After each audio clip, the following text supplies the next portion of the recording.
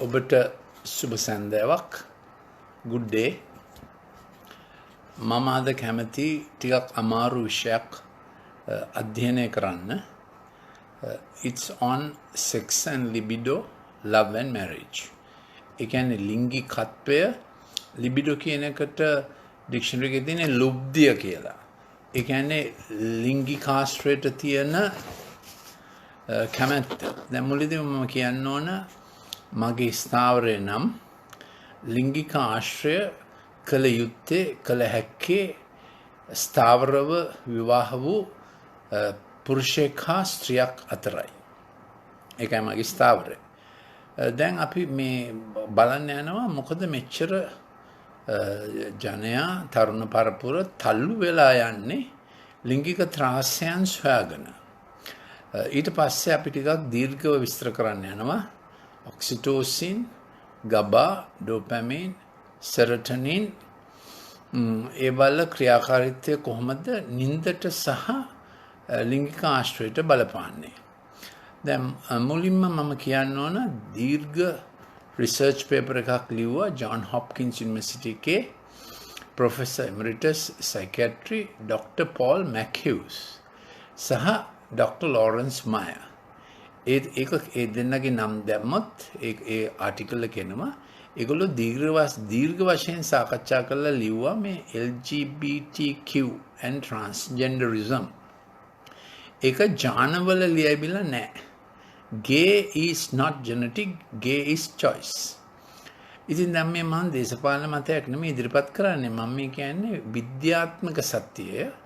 Gay is not genetic, gay is choice. ඒ කියන්නේ සමලිංගික ප්‍රවණතාවය මේක ජානවල ලියවිච්ච දෙයක් නෙමෙයි. ඒක මනුෂ්‍ය තෝරගන්න එකක්. ඒක ජොන් හොප්කින්ස් යුනිවර්සිටි එකේ මේජර් රිසර්ච් ස්ටඩි එකක් LGBTQ behavior ගැන. ඩොක්ටර් පෝල් මැක්හියුස් සහ ඩොක්ටර් ලොරන්ස් මයර්. ඩොක්ටර් පෝල් මැක්හියුස් දීර්ඝ කාලයක් අවුරුදු 27ක් ප්‍රොෆෙසර් එමරිටස් ඊට පස්සේ ජොන් හොප්කින්ස් යුනිවර්සිටි එකේ සයිකියාට්‍රි ගැන. දැන් අපි බලන්න යනවා මූලික කාරණා දෙකක් අපේ මොලේ හැදෙන එක ගැන. One is pictorial processing of information, curriculum and character. අපි කොහොමද විචිත්‍රව, රූපාශ්‍රිතව, ප්‍රසංගිකව අපිට අපේ පාඨමාලා ශික්ෂණය දත්ත එම නිසා character එක සහ choices ඊළඟට චරිතය සහ තීරණ වලට අපි කොහොමද යොමු වෙන්නේ ප්‍රසංගික විචිත්‍රමය රාමුවක් උත්තේජනයක් තුල. එතකොට ඒකට එනවා imaginative සහ පින්තූර වලින් අපි information ගන්නකොට පින්තූරය අපිව පුෂ් කරනවා වුණාක් මෙන් ලෝකයකට virtual reality. ඒක ඉතින් අමුතුවෙන් ප්‍රබුද්ධතාවයක් අවශ්‍ය නැහැ කියා ගන්න. ඇඩ්වර්ටයිසිං වල පරමාර්ථය, graphic advertising, TV screen එකේ ඇඩ්වර්ටයිසිං වල පරමාර්ථය අර ඒකේ ඇඩ්වර්ටයිස් කරනවා කියමු අපි මොනවා හරි hand sanitizer එකක්. ඒකේ අත්දැකීමක් දෙනවා ඔබ එය අතේ තියාගෙන එය පාවිච්චි කරන්න මෙන්. That is the pictorial pressure. ඉතින් එම නිසා ඒ අත්දැකීමට ආවම පුද්ගලයෝ කඩීමට එන්නේ ඉස්සෙල්ලා on your mark, get set, let's තරණය කරමු, on your mark, සෙලවෙන් යා කියලා ඉලක්කයක් කරා දීීමට ඉස්සෙල්ලා. ලිංගික ජීවිතයත් ඉලක්කයක් කරා දීීමක් නේ. ඒ කියන්නේ දෙදෙනෙක් විවාහ වී ජීවිතාන්තය දක්වා එක්ව ජීවත් වෙන පිණිස ඒ ජීවිතය තුල පමණක් ලිංගික ආශ්‍රය කරන පිණිස අවසානයේ දක්වා ඉදිරියට යෑමට ඉලක්කය දක්වා ඒක තමයි අර මැනේජ්මන්ට් ප්‍රින්සිපල් එක. දැන් රූප තුලින් පික්සල් රූප තුලින් ගම්‍යතාවයකට අධිගාමිකත්වයට ඇතුළු තැනැත්තාට අත්දැකීමක් එනවා ඒ පින්තූරේ දැකපු දේ කරන්න ඕන කියලා සහ කරා වගේ කියලා virtual reality ලෝකේ ඒකයි. එතකොට ඒ අය හරියට imagine කරනවා. ඉතින් මොකද වෙන්නේ? ගොඩක් ළමයි අපිට කරන්න පුළුවන් අපිට කරන්න ආසයි කියලා ස්පෙකියුලේටිව් මනසකට යනවා. ඒකේ අනිත් පැත්ත තමයි ප්‍රබුද්ධික මනස, ප්‍රභාෂිත මනස. ඒ කියන්නේ අපි කියවීමෙන්, සිතීමෙන්, ලිවීමෙන් පාඨමාලාව කිරීම, චරිතය සෑදීම, ශික්ෂණය වීම, තීරණ ගැනීම, වෘත්තියට ඇතුල් වීම. එතකොට ඒක වෘත්තීය මානසිකත්වයක් වෙනවා. අර speculation, imagination මට මේක කරලා බලමු කියන එක ව්‍යවසායදායක මානසිකත්වයක් වෙනවා. ඉතින් දැන් හැමතිස්සෙම ලෝකේ තිබුණා. ඉතින් මම හිතන්නේ God අපේ ඔළුව ඩිසයින් කරා කියලානේ. එතකොට මුලින් තිබුණා මේ ඩිජිටල් තිරය එන්නේ ඉස්සෙල්ලා මේ රූප ආවේගය එන්නේ ඉස්සෙල්ලා. පික්සල් ආවේගයයි රූප ආවේගයයි ඩිජිටල් ස්ක්‍රීන් එකෙන් ලෝකේ තල්ලු කරන්න ඉස්සෙල්ලා. සහ ජොන් මේනර්ඩ් කීන්ස් එයාගේ ආර්ථික ධර්මතා අනුව increase the demand so that supply will automatically increase. පරිභෝජනවාදයට අපිව තල්ලු කරා ජොන් මේනර්ඩ් කීන්ස් කෙනෙක් කියලා. එයාගේ ඉකොනොමික් මතය අනුව ඉල්ලුම වැඩි කරන්න, එතකොට සැපයුම ඉබේම වැඩි වෙනවා. එතකොට ලෝකේ හැමදාම ආර්ථික වර්ධනයක ඉන්න පුළුවන් කියන පරිභෝජන වාදයට එයා අපිව තල්ලු කරා. ඒක නිසා තමයි මෙච්චර ලෝක පරිසර හානියක් වෙලා තියෙන්නේ. ඉතින් ඒකදී එක විදිහට ප්‍රකාශ වෙනවා අර සාගර පතුලේ කුණු භක්ෂකයෝ ලෙස ඉන්නා වූ ඉස්සන් ඊළඟට අපිට කන්න ඕන වෙනවනේ. කන්න එපා කියන නෙමෙයි, නමුත් සාගර පතුලේ ඉස්සෝ සැලසුම් කරලා තියෙන්නේ ඒකේ අවශ්‍යතාවයකට අපි ඒවත් වවාගෙන කන්න හදනවා. ඒකදී අපි පරිසරයත් නාස්ති කරනවා යන ආදි වශයෙන්. ඉතින් ඒක එක උදාහරණයක් පමණයි. කොහොම හරි මම මේ කියන්නේ ළමයි ගොඩාක් දැන් ව්‍යවසාදායක චින්තනයකට තල්ලු වෙලා තිබෙනවා. දන්නේම නැතුව, හැකියාවක් නැතුව, මූලාශ්‍ර නැතුව, සම්පත් නැතිව. එතකොට ඒ ළමයි මම කියවනේ ඩිජිටල් තිරය කරන ප්‍රමාණයට පික්සල් සහ රූප ඒක ළමයාව ප්‍රසංගික කරනවා. කරලා බලමු. එයාව විචිත්‍ර කරනවා. කරන්න බැරි දෙයක් නැහැ. ඉමැජින් කරවනවා. ඒගොල්ලෝ O level ඉවරන ගමන් අපි බිස්නස් එකක් කරන්න ඕන. අවසානයේ කොහෙද යන බිස්නස් එක අම්මට බැනලා හරි ගහලා හරි තර්ජනය කළා හරි ට්‍රයිෂ් එකක් ගන්නවා. ඒක තමයි බිස්නස් එක. ඉතින් ට්‍රයිෂ් එකේ බිහිව එක මොකද්ද? ත්‍රිරෝද රථේ පටන් ගන්න වෙලාවක් නැහැ, ඉවර වෙන වෙලාවක් නැහැ, කොහෙන් ආදායම එයිද දන්නේ නැහැ.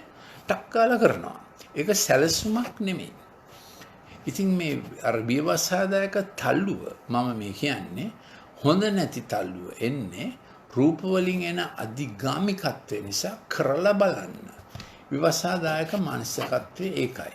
ඉතින් ඒක දැන් ඇත්තම 30%ක් අයට God design කරලා තිබුණේ ඒ වගේ ප්‍රසංගික මනසක්, ප්‍රභාෂිත මනස. ඒ කියන්නේ හිතලා බලලා කියවලා ලියලා ඉගෙන ගන්න මනස 70%කට තිබුණා ඒ කාලේ. දැන් එන්න මේ ඩිජිටල් තිරයේ ගැවසීම නිසා, අධි උත්තේජනය සහ අධි භාවිතය නිසා ළමයි ගොඩක් අර ප්‍රභාෂිත හිතලා කියවලා පාඩම් කරලා ලියලා හිතාමතා ආරම්භය, තරණය, සාර්ථක නිමාව, well done reward එකට යන්නේ නැතිව කළමනාකරණයෙන් සහ ප්ලෑන් එකෙන් ඒගොල්ලෝ කරලා බලමු කියන මානසිකත්වයට තල්ලු වෙලා තිබෙනවා. ඒක නිසා තමයි බිස්නස් කරමු කියන එකට යන්නේ. ඉතින් ගොඩක් අයට කරගන්න පුළුවන් බිස්නස් එක ට්‍රයිෂ් එකේ බිස්නස් එක. ඒ කියන්නේ ට්‍රයිෂ් එකේ වෙළඳාමක් කරන එකක් නෙමෙයි.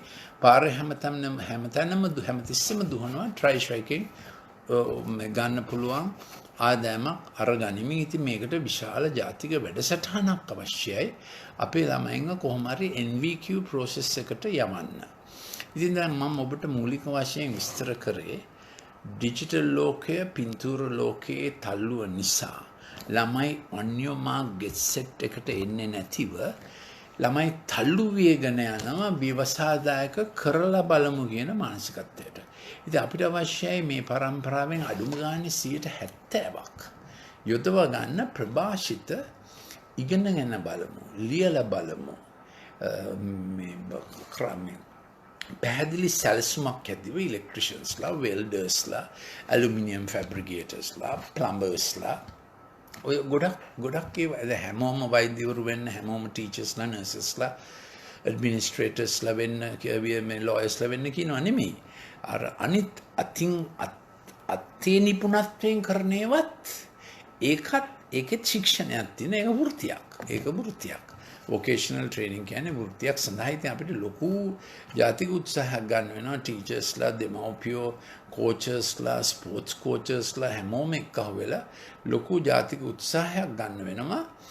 අර entrepreneurial හෙවත් ව්‍යවසායදායක පැත්තට නිකං තල්ලු වෙලා ගිය අය ගැම්බ්ලින් වගේ සූදුවක් කරනවා වගේ මොනවා හරි සල්ලි ටිකක් හොයාගෙන මොනවා හරි කරලා බලමු. ඒක සාර්ථක වෙයිද කියලා ගේම් ප්ලෑන් එකක් නැහැ, ග්‍රවුන්ඩ් රිසර්ච් එකක් කරලා නැහැ, කරලා බලමු. ඒක ඉතින් හොඳ නැති තත්ත්වයක්. ඉතින් ස්පෝර්ට්ස් නිසාත් එන්ටර්ටේන්මන්ට් නිසාත් තල්ලු වෙලා යන්නේ අර කරලා බැලීමේ ඒ පැත්තට තමයි තල්ලු වෙලා යන්නේ. ඒකට අපි කියන්නේ ප්‍රසංගික කරලා බලමු මානසිකත්වය. ඉතින් අපිට අවශ්‍යයි 70% විතර ළමයි වෘත්තීය මානසිකත්වයකට ගෙන්න, ප්‍රභාෂිත මානසිකත්වයට ලියලා බලමු, හදාරලා බලමු, ප්ලෑන් එකක් ඉස්සෙල්ලා කරමු කියන මානසිකත්වය. ඔය සන්දර්භය තුල අපි ඇතුල් වෙනවා sex and libido, love and marriage. ඉතින් දැන් මෙහෙමයි මේක මම මුලදීම පටන් ගන්නකොට කිව්වා ජෝන් හොප්කින්ස් යුනිවර්සිටි එකේ දීර්ඝ ලෙස රිසර්ච් කරලා ඔප්පු කරලා දින doctor Paul මැක්හියුස් and doctor Lorentz මායර් මේ LGBT කියන්නේ ගේ කියන්නේ choice මිසක් genetics නෙමෙයි. ඒ කියන්නේ LGBTQ සමලිංගික සමරිසි මේ ප්‍රවණතාවය ජාන වලින් එන එකක් නෙමෙයි, ඒක තෝරාගත්ත එකක්. ඉතා ඉක්මනින් මේ ගැන අද ඒ ගැන ලොකුට කියන්න යන්නේ නැහැ. මම යන්න හදන්නේ normal sex, love and marriage ගැන. එතනට මට යොමු වෙන අවශ්‍ය. ඉතින් ඒකට කියන්න තියෙන ඒ සාමාන්‍ය සමරිසි behavior එකට ප්‍රධාන හේතුවක් වෙන්නේ පවුලේ පාලනය අම්මට කරන්න සිද්ධ වුණොත් තාත්තා ඇබ්ඩිකේෂන් නිසා. තාත්තා හිටියේ නෑ වගේ අම්මා බොහොම ප්‍රබල චරිතයක් වෙන්න සිද්ධ වුණු ළමයින්ට ඔය සමරිසි කියන එක එන්න පටන් ගන්නවා. ඒගොල්ලන් එතකොට ඉන්ටිමසි එකේ ෆ්‍රැක්චර් එකක් තිබෙනවා. ලබැන්දියාවේ හදවතේ ලබැන්දියාවේ ෆ්‍රැක්චර් එකක් තිබෙනවා. ඊළඟට ඉන් එහාට මේ competence confidence වල fracture එකකුත් එන්න පටන් ගන්නවා. They become fractured from within and they are unable to face the world outside. ඇතුළතින් ඇති වෙන fracture එක නිසා, බිඳීම නිසා ලෝකෙට මුණ දෙන්න ඒගොල්ලන්ට අමාරු වෙනවා. ඉතින් අපි ඇතුල් වෙන්න ඕන දැන් හැන්දෑවේ 6 ඉඳලා අපි නිදාගන්න ලෑස්ති වෙනකොට melatonin ක්‍රියා කරලා from 6 pm melatonin begins to act. melatonin ක්‍රියා කරලා අපි යුතු ලෙස හීන අපිට පේන්න පටන් ගන්නවා. ස්වභාවික නිින්දේදී හීන පටන් ගන්නවා. we begin to have dreams, NREM, REM, sleep pattern. dream පෙනෙනකොට ස්වප්න පෙනෙන්නේ REM, ස්වප්න නොපෙනෙන්නේ NREM. So we end up in the morning හොඳට මොලේ ප්‍රබුද්ධ වෙලා මොලේ සෙටල් වෙලා ස්වප්න දැකීමෙන් වෙන්නේ මොකද? අපේ නියුරෝන යුතු තත්ත්වයටපත් වෙනවා. අපේ නියුරෝකෙමිස්ට්‍රි එක යුතු ගානට හැදෙනවා. So sleep is God's gift. ඉතින් මම හිතන හැටියට sleep එක නම් හරීම ප්‍රයෝජනවත් God gift එකක්. During that time many things happen in the brain to fit you to the next day. ඊළඟ දවසට ඔබ ලෑස්ති වෙන්න පිණිස. So we start our 6 pm melatonin time. melatonin වලින් පටන් අරගෙන මොලේ ලෑස්ති වෙනවා නිදා ගන්න. glymphatic system එක වැඩ කරනවා. glial cells ඇවිල්ලා ඔක්කොම අනවශ්‍ය neurochemicals ඔක්කොම අරගෙන දාලා මොලේ හොඳට ලෑස්ති වෙනවා. Then at sleep time you must sleep with the first nod of feeling sleepy. Don't break it with TV watching and laptop or smart games or any such thing. අපිට අර මුලින්ම නිදා ගැනීමේ අර පොඩි ළමයා වගේ අපිට ගතියක් එනවනේ. කිරිවැරු දරුවා වගේ වෙලා අපිට ස්ලීප් ආවම even the president has to sleep. කොච්චර ලෝකයේ ලොකුම ජගත වුණත් නිදා ගන්න වෙලාවට නිදා ගන්න ඕන. In it there is a God command kind of thing. ඒකේ එනවා දෙවියන් වහන්සේගේ command එකක්. මේ දෙවි පියාගේ command එකක් පස්සේ God ගේ command එකක් go to sleep වගේ. Obey that. If you train your life, ඔබගේ ජීවිතේ පුහුණු කරගත්තොත් රාත් 10 මාට විතර at about 10:30 to fall asleep or 11, then you can have a good 6 hours. Then පැය 6ක් ගිහිල්ලා ඔබ උදේ පාට නැගිටලා active වෙන්නත් පුළුවන්. At 5 o'clock you will be awake. So obey that first command of sleep. Then when you are feeling sleepy, මේක වෙනවා ළමයින්ටත් වැඩිමහල්ලන්ටත් නින්දට වැටෙනකොට gamma amino butyric acid වැඩ කරන්න පටන් ගන්නවා ඔළුවේ.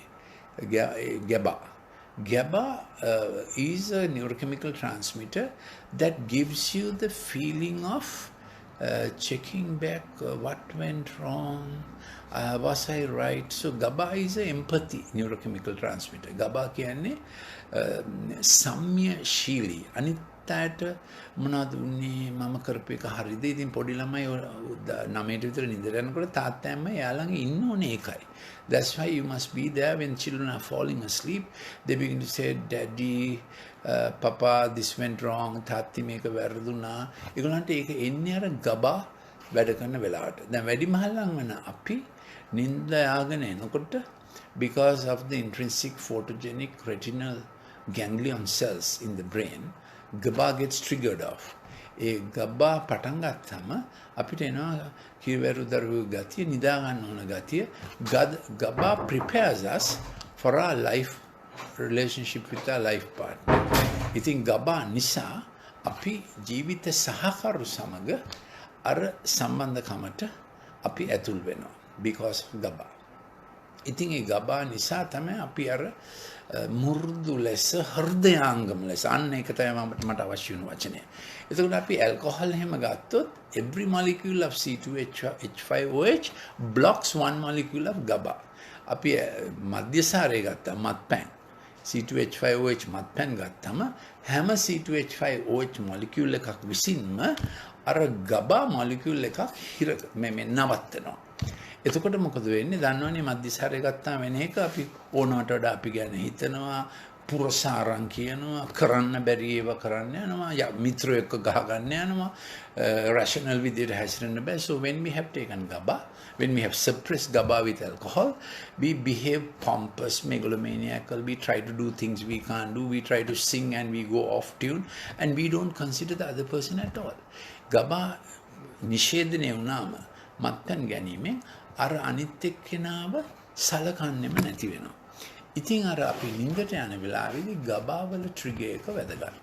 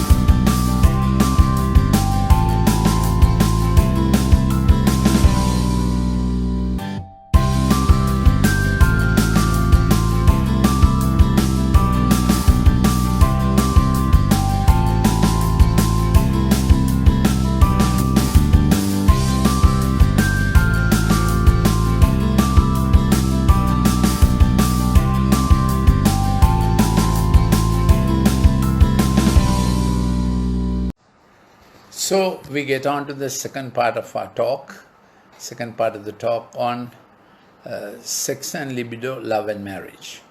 In අපි දැන් දෙවෙනි කොටසට යනවා අපේ sex and libido ලුබ්ධිය කියන එක තමයි මේ ශබ්දකෝෂෙ තිබෙන්නේ. මම ඒකට හිතුවා අපි කිමු කියන ලිංගික ඇසුර. ප්‍රේමය සහ විවාහය. now අපි දැනටම අපි කව කරලා තිබෙනවා මේ කතා කරන්නේ විවාහ ජීවිතය තුල ලිංගික ජීවිතය ගැන. ඉතින් අපි කතා කරා නින්දේ වටිනාකම. ඉතින් අපි හවස 6 වෙනකොට නිදා ගන්න මේ හවස 6 වෙනකොට මෙලටොනින් සක්‍රීට් කරනවා අපේ පිනියල් බොඩි කියලා එකක් තියෙනවා. ඒ මෙලටොනින් මොලේ හරහා වැඩ කරනකොට මොලේ ඔක්කොම සෛල එක්තරා විදිහකට වෙනවා. විශේෂයෙන්ම අපගේ ශරීරයේ තිබෙනවා ක්‍රොමැෆින් කියලා සෛල වර්ගයක් අපේ දෘෂ්ටි විතානයේ තියෙනවා, මොලෙත් තිබෙනවා. එක එක ඉන්ද්‍රියන් වල තිබෙනවා. විශේෂයෙන්ම ඒවා අපගේ ලිංගේන්ද්‍රියට ලිංගික ප්‍රජනනයට පද්ධතියට සම්බන්ධ සෙල් ගොඩක් තිබෙනවා, සෛල ගොඩක් තිබෙනවා, ක්‍රොමැෆින් සෙල් කියලා. ඒ මෙලටොනින් වලින් තමයි ඒ වල සෞඛ්‍ය තත්ත්වය පාලනය වෙන්නේ. එතකොට අපි මොලේ තියෙනවා ග්ලිම්ෆැටික් සිස්ටම් කියලා එකක්. ඒ ග්ලිම්ෆැටික් සිස්ටම් එකෙන් අපි නිදාගත්තම අපිට හීන පේනවා කියන්නේ ඒක හොඳ ෆිසියොලොජිකල් දෙයක්. සාමාන්‍ය රෑ 12:00 3:00 අතර හීන වට 4ක් යනවා. ඒ කියන්නේ NREM sleep කියන්නේ හීන නැති වෙලාව, REM sleep කියන්නේ හීන පෙනෙන වෙලාව. මුලින් හීන ප්‍රසන්නයි ටිකක් දවස වෙත්ත කචල් අනුව අවසානයේ උදේ 3:00 වෙනකොට අපිට ප්‍රසන්න හීන එහෙම දැකලා ඒව ඉවර වෙලා තමයි අපි නැගිටින්නේ. හීනයක් මැද්දේ අපි නැගිට්ටොත් ඒ කියන්නේ නිින්ද හරියට වෙලා නැහැ. හැමතිස්සෙම නරක හීන පේනවා නම් ඒ කියන්නේ අපේ ජීවිතේ යම් ශෝකයක් ප්‍රවේගයක් හොඳ නැති අධිගාමිකත්වයක් තියෙනවා කියලා එකෙන් පේන්නේ. ඉතින් අපි ඉගෙන ගත්ත අර ළමයා නින්දට යනකොටත් අපි නින්දට යනකොටත් අර ෆස්ට් නෝඩ් එකට අපි හිසන ඒ කියන්නේ අර නිදියාගෙන එන නිදිමත ගතියදී අපි පොඩි ළමයා වගේ වෙනවා. ඒ ගතිය එන්නේ GABA කියන නියුරෝකෙමිකල් ට්‍රාන්ස්මිටර් එක නිසා. ඒකට අපි අමනත විය යුතුයි. මම කියලා දුන්නා ඇල්කොහොල් ගත්තොත් GABA ඩිස්ටර්බ් වෙනවා කියලා. ගමාමයින් බීට්‍රික් ඇසිඩ් ඩිස්ටර්බ් වෙනවා මේ ඇල්කොහොල් ගන්න තරමට. දැන් අපි තේරුම් ගන්න ඕන මේක මහ මොළය. මේක තරමක් කම්පියුටර් එකක් වගේ වැඩ කරනවා. මේකේ නියුරෝන තියෙනවා, නියුරෝකෙමිකල් ට්‍රාන්ස්මිටර්ස් තිබෙනවා. ඒ වුණාට මිනිස්යාගේ මුළු ජීවිතේම මහ මොළය විතරක් නෙමෙයි, මිනිස්යාගේ පැවැත්ම පදනම් වෙන්නේ මිනිස්යාගේ ආත්ම භාවය, ඇත්ත පුද්ගලයා. ඊළඟට මිනිස්යාගේ හදවත ආශා, තීරණ තීන්දුව. ඊළඟට මිනිස්යාගේ හෘද සාක්ෂිය සහ චිත්තාවේග හේවත් ඉමෝෂනල්ස්, කොන්ෂන්ස්, ඒ දෙක අතර ප්‍රත්‍යාවර්ත සම්බන්ධකමක් තිබෙනවා. අර කොන්ෂන්ස් එක ඉන්ටර්ප්‍රිට් කරන විදිහට ඉමෝෂන්ස් ඇති වෙනවා. අපි ඔක්කොම සන්ග්ලාසස් දාගෙන තමයි ඉන්නේ. ඒ කියන්නේ වර්ණ උපැස් දාගෙන ඉන්නේ. මොනවද මේ උපැස්? ඇහැට දාන උපැස් නෙමෙයි. මේවා අපගේ හෘද සාක්ෂියට දාගත්තු උපැස් අනුව අපේ හෘද සාක්ෂියේ ඩෙෆිනිෂන්ස් තියෙනවා. උදාහරණයක් වශයෙන් කාන්තාවකට කිසිසේත් හිරිහැර නොකළ යුතුයි. කාන්තාවකට අසීරුවක් වෙන ලෙස සැලකිය නොයුතුයි. ඒක උපැසක්. තව කෙනෙකුගේ උපැසක් තියෙන්න පුළුවන්. කාන්තාවන්ට කොහොම සැලකුවත් කමක් නැහැ. ඒගොල්ලෝ නිකන් හෝමෝසේපියන්ස් ෆීමේල්ස් කියන්නේ ටික අවජාතියක් කියලා. තරහ වෙන්න බෑ මම මේක කිව්වට. ඉතින් අපි පැලඳි උපැස්සනෝ තමයි අපේ ඉමෝෂනල් ක්ලාසිෆිකේෂන්ස් ඩෙෆිනිෂන්ස් අර්ථකථනයන් එන්නේ. ඉතින් අපේ ආත්ම භාවය, හෘදය සහ ආශා, සිතුම් පැතුම් ප්‍රාර්ථනා, දීර්ඝකාලීන තීරණ, ලොයල්ටි සරමයා තියෙන තැනක් තියෙනවානේ. විශ්වාසවන්ත භාවය, ට්‍රස්ට් ඒවා තියෙන තැනක් තියෙනවා. ඒතර ආත්මය, ඉතින් මම හිතන්නේ ආත්මය ගෝඩ්ගේ ගිෆ්ට් එකක් කියලා. ඊළඟට අපේ ආශ්‍රයන් තුල ඇතිවෙන හෘදය ආශා, ඊළඟට තිබෙනවා මේ emotions and conscience, චිත්තාවේග ඇති වෙන තැන සහ හෘද සාක්ෂිය අතර තිබෙන මේ සම්බන්ධතාවය. ඊට පස්සේ තමයි cognition එන්නේ. cognition කියන්නේ සිතා මතා තේරෙන සිත. Cognition is the thinking, appreciating, analytical mind. Before that, ඒක පටන් ගන්න ඉස්සෙල්ලා ඒක මේ මහ මොළේනේ. ඒක පටන් ගන්න ඉස්සෙල්ලා අර spirit, heart and desires, conscience and හෘද සාක්ෂිය සහ චිත්තාවේග. ඊළඟට එතනින් upwards තමයි මේ cognition තිබෙන්නේ. ඉතින් දැන් අපි මේ විවාහය ගැන සැලකනකොට දැන් මූලික වශයෙන් තේරුම් ගන්න ඕන මේ විවාහ වෙන කෙනා ගැන හැඩය, විය යුතු කෙනා ගැන හැඩය අපි තුල රුවක් ඇඳී තිබෙනවා අපි පතන හැඩය ගැන. ඒ හැඩය කිව්වම ඒකට අයිති වෙනවා අර God මම හිතන හැටියට දුන්නු චරිතාංග චරිතාපදාන 7ක්. ඒ කියන්නේ ඉමැජිනටිව් ගතිය. අපි මහපට ඇඟිල්ලෙන් පටන් ගමුද? ඉමැජිනටිව් ඉස්සරහට හිතන ගතිය. ඊළඟට උගන්වන ගතිය. ඉගෙන ගන්නා වූ උගන්වන්නා වූ ගතිය. ඒ අපි තුල තිබෙන රූලක්. දැන් මේක ටික කල්පනා හංගින්න ඕන. ඊළඟට තියෙනවා උපකාරක පතය. උපකාරක දේවල් වලට අපි හැමෝම යෙදෙන්න ඕන උපකාරක දේවල් තියෙනවානේ. උපකාරක දේවල්. මම කියන්නේ how we decide on the shape of the partner that's we are going to match in life. අපේ අනාගත සහකරු සහකාරියගේ හැඩය තව ඉතින් කියන ස්වරූපය අපි අඳුනාගන්නේ කෙසේද? උපකාරක. So imaginative future projecting ඉස්සරහට හිතීම ඉගැන්වීම ඉගෙන ගැනීම එක රූලට අර ඉස්සරහට හිතීම තමයි ව්‍යවස්ථාදායක හැකියාව pictorial thinking. අර ප්‍රසංගික චිත්ත රූප හිතීම ඒක වැදගත් දෙයක් නේ. ඒ වගේ ඊළඟ එක තමයි හරියට රූල්ට වැඩ කිරීම අර ගති දෙක සම්පූර්ණයෙන්ම වෙනස්. රූල්ට වැඩ කරනවා කියන්නේ නමරක් නෙමෙයි 81මයි. කොයි රටේ වුණත් කොයි වෙලාවෙ වුණත් ඒක වෙනස් වෙන්නේ නැහැ. ඒ ගතිය. එතකොට අපි තේරුම් ගන්න ඕන අර චිත්ත රූප කෙනෙක් අර හරියටම inflexible ශාස්ත්‍රීය කෙනෙක් එක්ක ශාස්ත්‍රීය කියමුද මේ ෆැකල්ටි එකට ඉගෙනගෙන යමක් කිරීම. That's what shall we call it?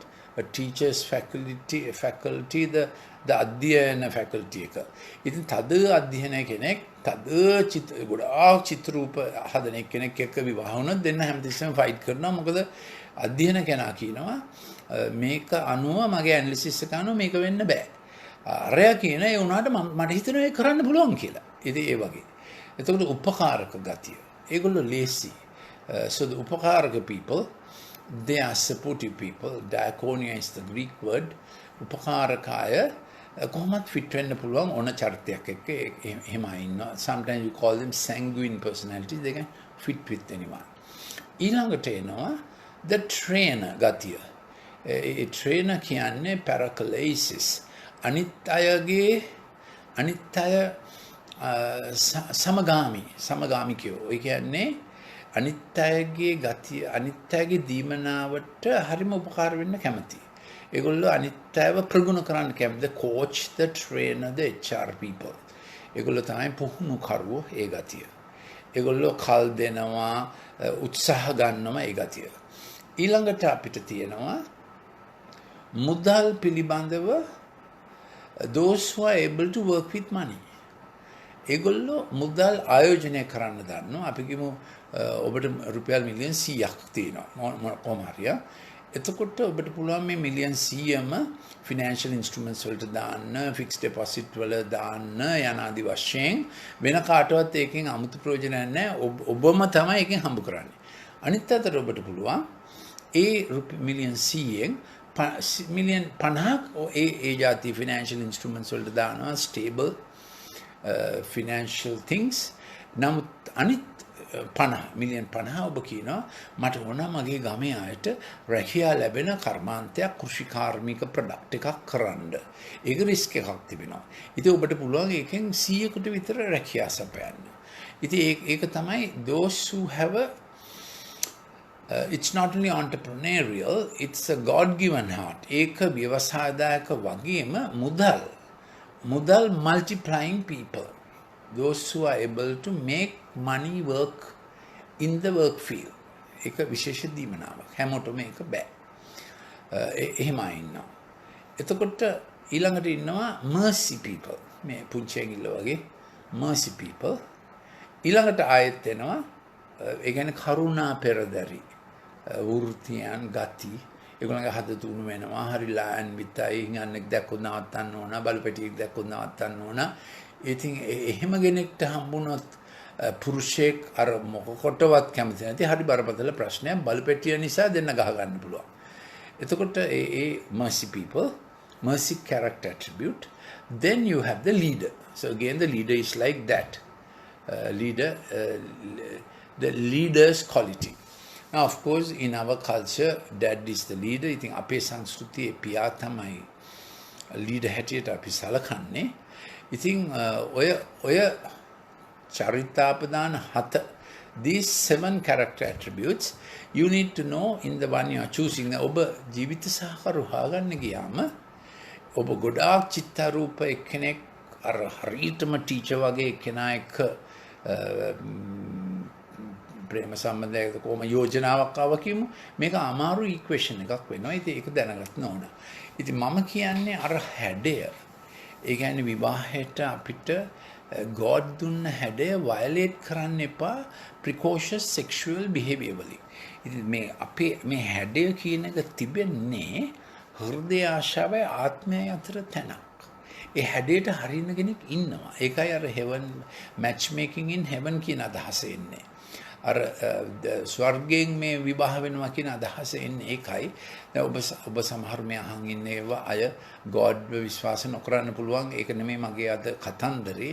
මම මේ කියන්නේ මම මේ ගැන හිතන රාමුව සන්දර්භය තුල අර ඔබට උචිත ඔබට හරියන ගැළපෙන කෙනාව හොයාගන්නේ කෙසේද? ඒක එනකන් ඉතින් ගෑල් ළමෙක් නම් අවුරුදු 17 18 වෙනකොට මේක එනවා. පිරිමි ළමයෙක්ගේ ඩෙවලොප්මන්ට් එක ෆිසියොලොජිකල් ඩෙවලොප්මන්ට් එක අඩුම වශයෙන් අවුරුදු 3ක් පරක්කුයි. ඒක අවුරුදු 18 ගෑල් ළමයට තියෙන තීව්‍රතාවය තියෙන්නේ අවුරුදු 21 පිරිමි ළමයෙකුට. සමහර අයගේ අවුරුදු 23 පිරිමි ළමයා. That the emotional maturity may be as much as 5-year difference between female and male. අපි කියමු අවුරුදු 3ක් කියලා. ඒ නිසා අවුරුදු 18 ගෑනු ළමයෙක් ඒකාන්තයෙන්ම තම අනාගත සහකරු කවුද කියලා හොයනවා. අවුරුදු 21 වෙනකොට පිරිමි ළමයෙකුටත් ඒක අවශ්‍ය වෙනවා.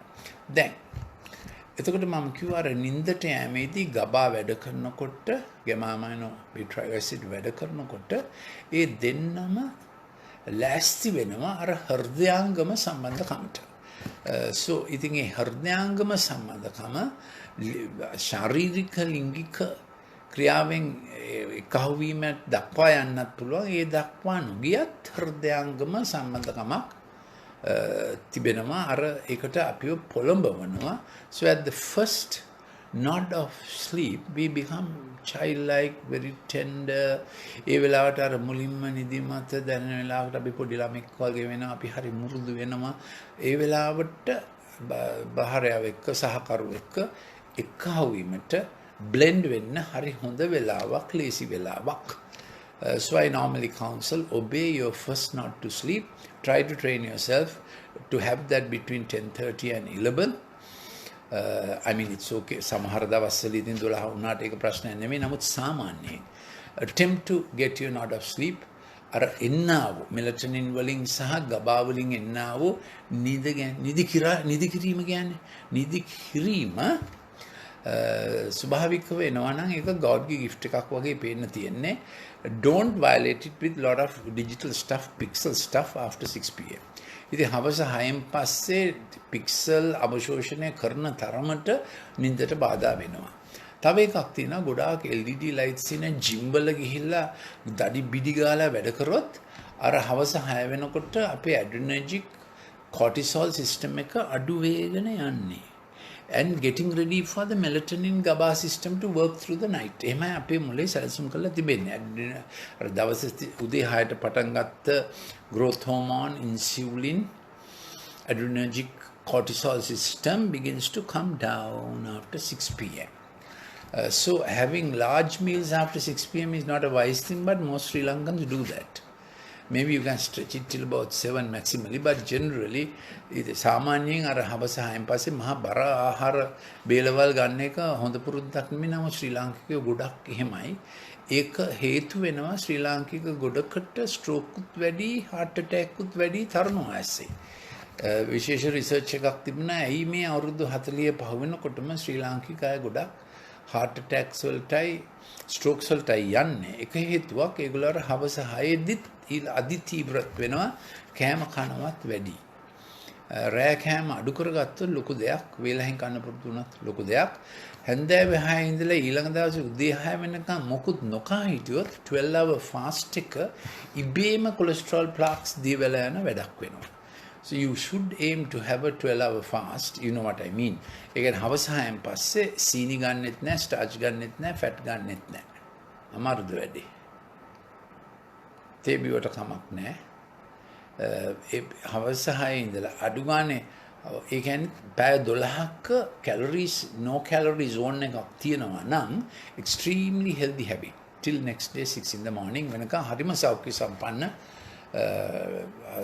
සම්පන්න මේකක් diabetes හැදෙන්නේ නැහැ statins ඕන වෙන්නේ නැහැ heart එකේ plaques හැදෙන්නේ නැහැ අනාදි වශයෙන් අද මගේ මාතෘකාව diet නෙමෙයි අද මගේ මාතෘකාව නින්ද sex libido love and marriage එතකොට දැන් මම කිව්වා අර නින්දට පිවිසෙන හැටි ඊළඟට මම කිව්වා අර කොහොමද අපේ හදවතේ තිබෙන shape එක අඳුනගන්නේ අර character features 7 ගැන පොඩි discussion එකක් දාලා බලන්න ඕන විවාහ වෙන්න ඉස්සෙල්ලා. හෝ යාළුවෙක් ඉන්නවා නම් මම වගේ coach කෙනෙක් ළඟට ඇවිල්ලා දෙන්න හරියනවාද විතර නෙමෙයි පොඩ්ඩක් counseling ගත්තොත් හරි ගස්ස ගන්න පුළුවන් නේ. රූලට වැඩ කරන එක්කෙනා teacher lawyer judge kind of personality.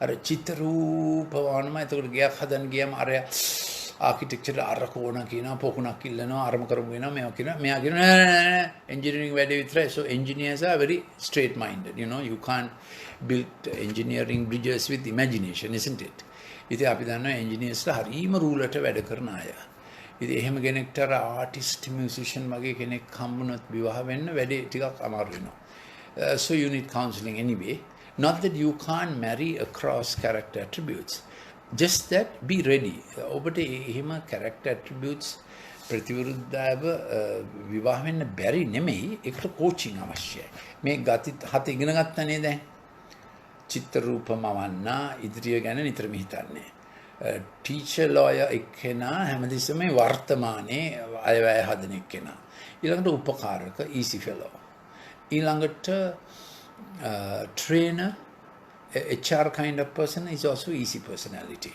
those are sanguine personalities ඊළඟට mercy එක්කෙනා ඊළඟට මුදල් හරියට වගා කරන්න පුළුවන් එක්කෙනා ඊළඟට leader ගේ ප්‍රධාන චරිත ලක්ෂණය එයා දැනගන්න ඕන අනිත් අයගේ gift එකයි call එකයි placing space timing place ඉතින් ළමයාටත් මේක අවශ්‍ය ඔබේ ළමයාගේ තාත්තට අවශ්‍ය නායකත්වය තමයි ළමයාගේ gift එක placing spacing timing සමහර ළමයි ඉන්නවා O level වලින් bright වෙනවා එතකන් ඩල් සමහර ළමයි ඉන්නවා A level වලින් තමයි bright වෙන්නේ සමහර ළමයි ඉන්නවා vocational training පටන් ගත්තම තමයි ඒගොල්ලන්ගේ brilliance පේන්නේ ඉතින් ඒක ගැන තේරුම් ගන්න අවශ්‍යයි දැන් මට තව ටිකයි කරන්න තියෙන්නේ So oxytocin, most people call it the love hormone. Now the new research, the oxytocin love hormone කියලා කියන්නේ විශේෂයෙන් අම්මයි දරුවා අතර bonding වලට oxytocin අවශ්‍යයි. අර බබා හම්බ වෙනකොට oxytocin ස්‍රාවය වෙලා තමයි අර contractions ඇවිල්ලා බබා හම්බ වෙලා ටික කලක් යනකම්ම oxytocin high තියෙනකොට ovulation ඊළඟ ඩිම්බේ එන්නේත් නැහැ.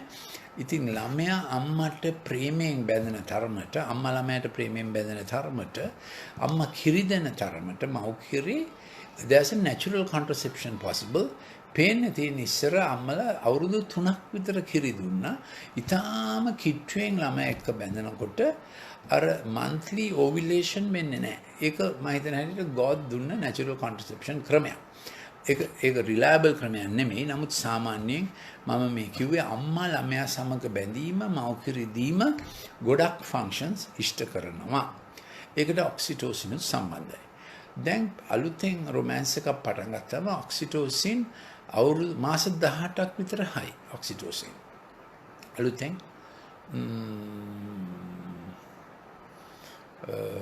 romance එක පටන් ගත්තා දැන් අලුත් රිසර්ච් වල තිබෙන්නේ ඒ ඔක්සිටෝසින් අපිට උපකාර කරනවා අනිත් කෙනාට අහගෙන ඉන්න සහ එයාගේ පැත්ත තේරුම් ගන්න. That's why romance works better. You become a better listener, better partner, better participator kind of thing. In the things that the other person is interested in. ඉතින් අනිත් එක්කෙනා interested වුණ දේවල් ගැන ඔබ වැඩිය උනන්දුවක් ගන්නවා සම්‍යශීලී වෙනවා එහෙමලු ඔක්සිටෝසින් වැඩ කරන්නේ එතකොට මේකට එකව කරන්න ඕන දැන් තව අලුත් රිසර්ච් එකක් තියෙනවා පිරිමියාගේ මොලේ ටෙස්ටොස්ටෙරෝන් ඊස්ට්‍රජන් බවට පරිවර්තනය කරන්නා වූ එන්සයිම් එකක් තියෙනවා. ඒ වගේම තියෙනවා මේ ජීන් එකක් ඒකට. ඒ කියන්නේ පිරිමියාගේ මොලේ ඊස්ට්‍රජන් වැඩ කිරීම අවශ්‍යයි. ඔහු ලිංගික ජීවිතයේදී පූජා වෙන පිණිස. දැන් ඔබ දන්නවා අම්මලා පූජා වෙනවා. ළමයා උදෙසා පූජා වෙනවා. දැන් ලිංගික ක්‍රියාව කියන්නේ ගැනීමට වඩා දීම හොඳය කියන පරමාර්ථයෙන් විය යුතුයි. ඉතින් මේකට ගෝඩ්ගේ පුදුම ඩිසයින් එකක් තියෙනවා. මේක අලුත් රිසර්ච් එකක්. මිනිහාගේ මේ පිරිමියාගේ මොලේ ටෙස්ටොස්ටෙරෝන් අපිට තියෙන ටෙස්ටොස්ටෙරෝන් ඒක ඊස්ට්‍රජන් වලට පරිවර්තනය කරන ඇරෝමැටිස් කියලා එන්සයිම් එකකුත් තියෙනවා. ඒකට ජානෙකුත් තිබෙනවා. ඒ ජානේ අඩුවක් තිබුණොත් මේ එන්සයිම් එක අඩු වුණොත් පිරිමියාට වැඩියෙන් යන්නේ ටෙස්ටොස්ටෙරෝන් වලින්ම. නමුත් ඇත්තෙන්ම ලිංගික ක්‍රියාව බෙදා ගැනීම giving is more important than grabbing. අර ලිංගික ක්‍රියාවේදී මට ඕන දේ මට ඕන වෙලාවට ඒ ගතිය එනවා ටෙස්ටොස්ටෙරෝන් වැඩි වුණාම. ඉතින් මේක තව ප්‍රශ්නයක් වෙනවා වයග්‍ර වගේ ගැහුවම. ඉතින් අර හරි ක්‍රමය, ඒ කියන්නේ මේ ගෝඩ් හදලා තියෙන ක්‍රමය අපේ මොලේ ටෙස්ටොස්ටෙරෝන් ඊස්ට්‍රජන් බවට හරි යුතු අනුපාතයට පරිවර්තනය වූ කල්හි පිරිමියා also becomes conscious about giving. Amazing thing. පිරිමියා ඒ ලිංගික ක්‍රියාවේදී මම පූජා විය යුතුයි, මම ඇයට ප්‍රේමයෙන් සැලකිය යුතුයි, ලිංගික ක්‍රියාව වෙලාවේදීම ඇගේ පහසුතාවයට ඇයට අපහසුද, ඇය ඒකට කැමතිද, ඒව ඔක්කොම සලකන්න ඕන අපි ලිංගික ක්‍රියාව ඉල්ලන්න ඉස්සෙල්ලා. Now you know that පිරිමියා දැන් අවුරුදු 80ක් වුණත් 90ක් වුණත් පිරිමියාගේ ඔළුවේ ඉස්සෙල්ලාම තියෙන්නේ මේක තමයි රෑ 9 පහ වෙනකොට. මිනිහා 90 වුණා කියලා ඒ ගතිය අඩු වෙන්නේ නැහැ. But we know ladies when they are passing menopause they get less interested, but we have to coach them. අපි ladies ලාට coach කරන්න ඕන. අර අවුරුදු 45 යනකොට menopause එනකොට ඒගොල්ලන්ට ඒ ආසාව නැති වෙන නමුත් ශරීරය දුර්වල වෙන නමුත් මේක අවශ්‍ය God gift එකක් නේ. Life, it's a lifelong gift. It makes people better. ඉතින් ඒක අපිව වැඩි හොඳ කරනවා. ඒ විතර නෙමෙයි අපි අන්‍යා වෙනුවෙන් පූජාවක් වෙනවා නේද? So act of sex and the man must say පිරිමියාත් කියන්නේ මම ඇය වෙනුවෙන් පූජා වෙනවා. ඇයත් කියනවා මේක මට අපහසු වුණත් මමත් ඒකට කැමතියි කියලා. ඉතින් මේක තමයි sex, libido, love and marriage. How melatonin works from 6 pm කොහොමද? ගබා කොහොමද අර නඩ් එක දෙන්නේ පොඩි ළමයා වගේ වෙනවා. ඒ වෙලාවට අපි පව් කරලා තියනවා නම් නැත්නම් අපේ partnerට unfaithful වෙලා තියනවා නම් pornography බලලා තියනවා නම් මේවා කියන්න ඕන. Now the problem with pornography is the problem of more pictorial you have been, more driven you are by dopamine. ඉතින් pornography බලන අය ඩෝපැමින් වලින් වැඩ කරන්නේ ඒකම ඕන. එතකොට අර ගබා සහ ඔක්සිටෝසින් එකතු වීමෙන් වෙන සුසංයෝගය සහ මොලේ ඒ වෙලාවෙම ටෙස්ටොස්ටෙරෝන් ඊස්ට්‍රජන් බවට පරිවර්තනය වෙනකොට තිබෙන්නා වූ හෘදයාංගම ගතිය අනිත් කෙනා වෙනුවෙන් පූජා වෙන ගතිය නැති වෙනවා ඩිජිටල් ස්ක්‍රීන් එකේ ඉන්න තරමට. That's a problem. ඊළඟට pornography බැලුවොත් digital screen එකකින් ඒ ගතිය ඊළඟට dopamine addict කෙනෙක් වෙනවා. You have to take care of it. I hope you send me some questions, please. It will help me. This is a new topic I'm embarking on. මට ප්‍රශ්න ටිකක් එවන්න ඕන. මම Dr. Lalit Mendis මගේ අන්තිම post එක head of pharmacology in a state medical faculty. ඉතින් මේකට මම කියන්නේ happy hour talks කියලා. My WhatsApp is +9477 49 59 214. මේ වැඩසටහනට WhatsApp එක 077 49 59 214යි. ප්‍රශ්න ටිකක් අහලා එවන්න අවශ්‍යයි. Even on the Facebook, if you are not shy, or inbox me in the Facebook or send some WhatsApp questions that I may not have covered since I am doing this topic for the first time. මේක පළවෙනි සැරේට කරන topic එක නිසා මට උපකාරයක් ඔබ ඇත්තෙන්ම ප්‍රශ්න ටිකක් අහලා එවුවොත්. ඉතින් අපි මෙලටොනින් කරා, ගබා කරා, ඔක්සිටොසින් කරා, පිරිමි මොලේ ටෙස්ටොස්ටෙරෝන් ඊස්ට්‍රජන් මෙන්නේ කොහොමද කියලා කරා. මම හිතන්නේ අපි එතකොට හදවතේ ෂේප් එක කරා. ඒක තේරුම් ගන්න කොහොමද? එතකොට අපි qualities 7 match විය යුතු qualities 7 ගැන කරා. So I think we have done enough. Thank you for listening.